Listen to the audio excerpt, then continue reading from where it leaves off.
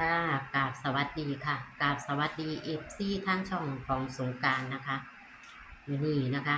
จะมีแนวทางความฝันของแอดพี่น้องมาให้พี่น้องรับชมรับฟังในตองงวดนะคะพี่น้องความฝันของแอดวังหนึ่งหันกะรุดนะคะพี่น้องกะขอโทษขออภัยนะคะความฝันกะรุดนะคะกะมั่นใจว่าจะเข้าพี่น้องเอ้ยแต่โค้งสุดท้ายหรือว่ามือสุดท้ายมือหวยออกมามั่นใจ3003ไปออกเล่าซ้ำพี่น้องออกเล่าวันที่17แล้วก็มาออกเล่าเออ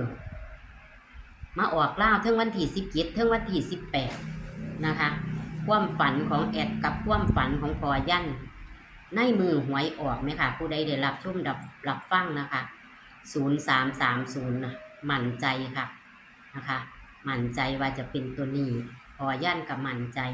มาออกตำเล่าซ้ำพี่น้องเลยเอาแต่ว่าก็ถือว่าหลุดนะคะ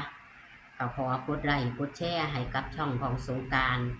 นี่เด้อค่ะพี่น้องมักกระจัดคัดกระพานนะคะความฝันกับเป็นแค่แนวทางนะคะพี่น้องความฝันเป็นแค่แนวทางกระลุดค่ะกระขอโทษขออภัยนะคะพี่น้องเอาไม่ค่ะพี่น้องมีความฝันกับอยากนำเสนอนะคะย่ามเข่ากับเข่าค่ะพี่น้องเอ้ยย่ามเข่ากับเข่าค่ะเข่าติดต่อกันมา2 งวดนะคะพี่น้องแต่3-4-4-3กับเข่านะคะ3-4-4-3กับเข่าแล้วก็มา5-9ออก9-5นะคะพี่น้องกับเข่านะคะเลยพึ่งมาหลุดงวดวังหันนะคะพี่น้องความฝันของแอดกับมาหลุดงวดวังหันขอโทษขออภัยค่ะกับมีเขามีหลุดนะคะกับมีความฝันกับอยากนำเสนอ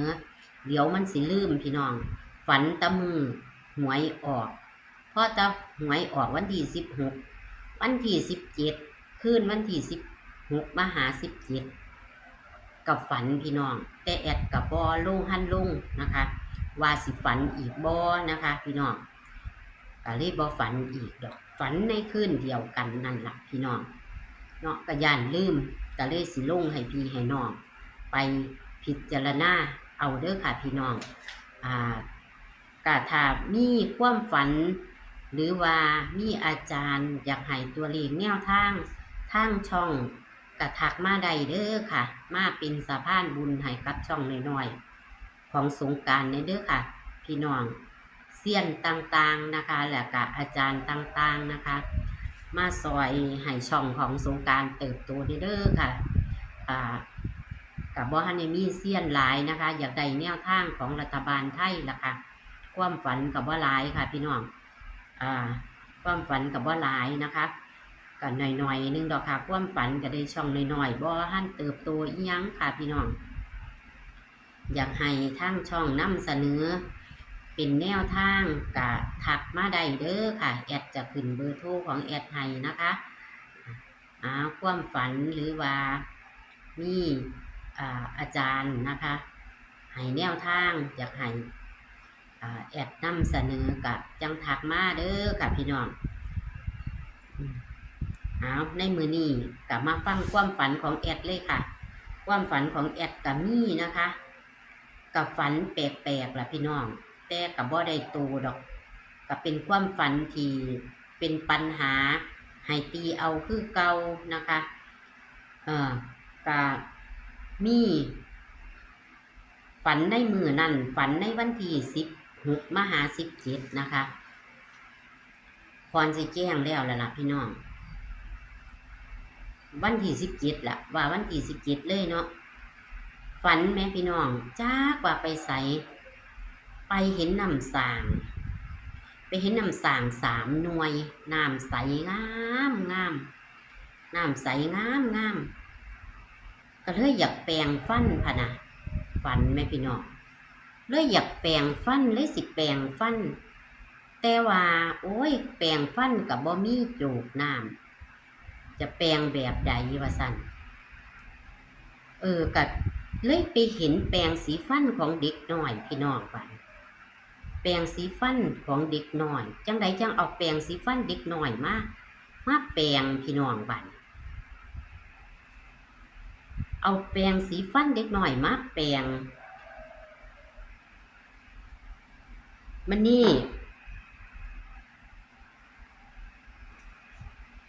แปรงสีฟันของเด็กน้อยผู้นั้นเด็กน้อยผู้นั้นเป็นเด็กน้อยผู้ชายนั่งอยู่ข้างสร้างพะนะน้ำสร้างพะนะพี่น้องแอดผันไปเอาแปรงสีฟันของเด็กหน่อยผู้ชายมาแปรงยุงสั่นล่ะแปรงฟันจังไดจังแปรงใดว่าสั่นว่าเด็กน้อยผู้นั้นก็บ่ปากดอกเด็กน้อยผู้นั้นก็นั่งอยู่ประมาณ5-6 ขวบนี่ล่ะเด็กน้อยผู้ชายพี่น้องนุ่งสุดสีดำนั่นล่ะก็แปรงยุงสั่นล่ะแปรงแล้วหันเลยบ้วนปากในน้ำสร้าง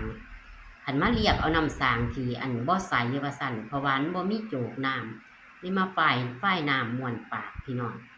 นี่แหละค่ะฝันหนึ่งฝันจำนี่พี่น้องฝันบ่ยาวแต่ว่า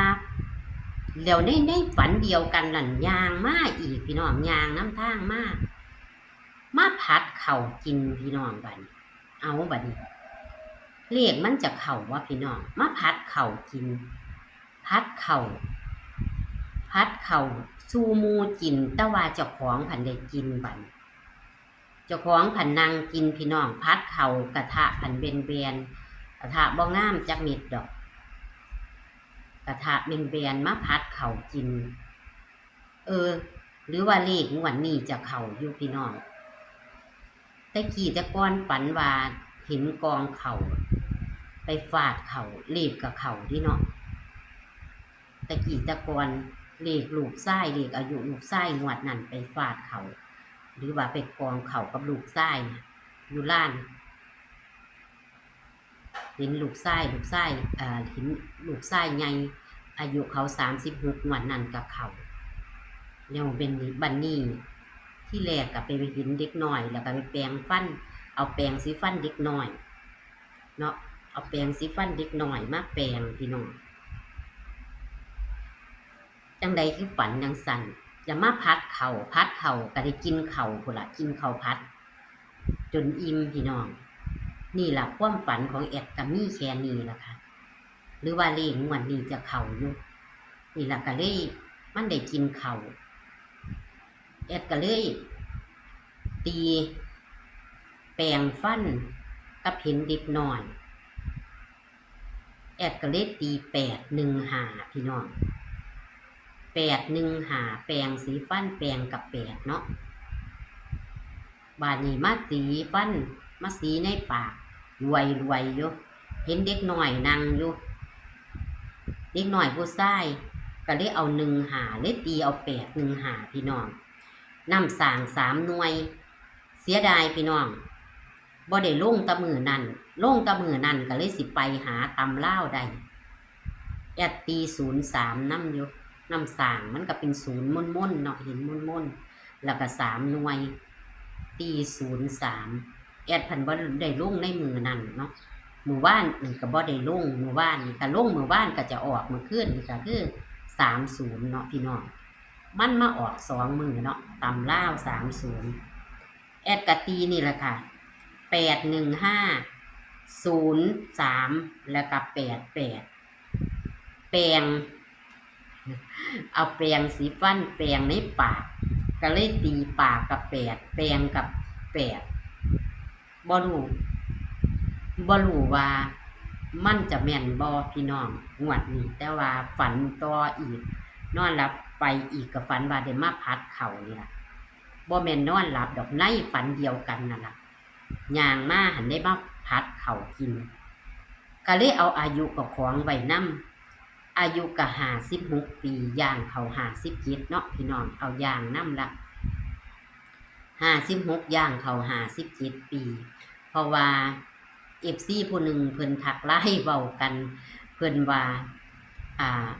แอดเอาย่างน้ำในเด้อว่าสั่นว่าอายุผู้ใดก็เดยว่าสั่นเอาย่างน้ำแน่ว่าสั่นคือกันกับอายุพอหน่อยล่ะเพิ่นก็ว่าอายุ58ปีงวดมันออก59 ที่จริงแล้วเพิ่นก็อายุ58ย่างเขา59จังซั่นล่ะพี่น้องบ่เอาอย่างนำมันก็เอาตรงโพดก็เลยบ่เข้าพศก็2513ค่ะพี่น้อง2513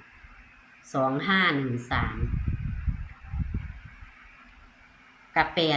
815แอดก็บ่ได้ตัดให้เด้อพี่น้องเด้อ815ให้พี่น้องตัดเล่นเอาเด้อค่ะ815 815158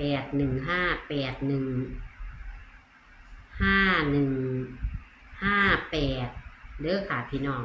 ตัดเล่นเอาพศก็คือกันยานมันหลายโตไปพี่น้องตัดเล่นพศก็2513นี่ก็คือความฝันของแอดค่ะนี่ความฝันกะตีเอาก็ได้นี่ละค่ะกักเลยขอนิ่นพี่น้องสิละลืมข้าวนิ่น3ตัวหางเดียวนี่เด้อค่ะพี่น้อง